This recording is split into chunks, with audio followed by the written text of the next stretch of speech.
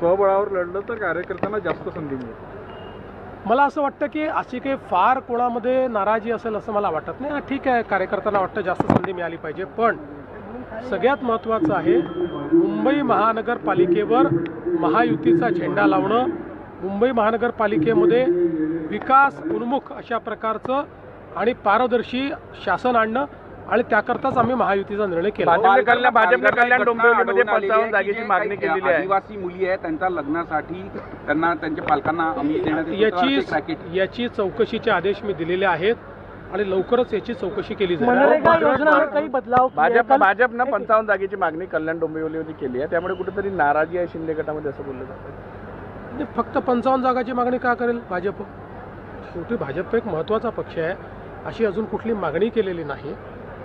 कल्याण डोंबिवलीमध्ये मागच्या वेळेसही आमचे 42 जागा आल्या होत्या, त्याच्यामुळे आम्ही एक प्रमुख पक्ष आहोत. तिथे 2च प्रमुख पक्ष आहेत, एक शिवसेना आणि दुसरा भाजप. बाकी तिसऱ्या पक्षाची तिथे कोणाचा फारसा काही वजूद नाही आहे. आम्ही आपापसात बसून जागा वाटप करू.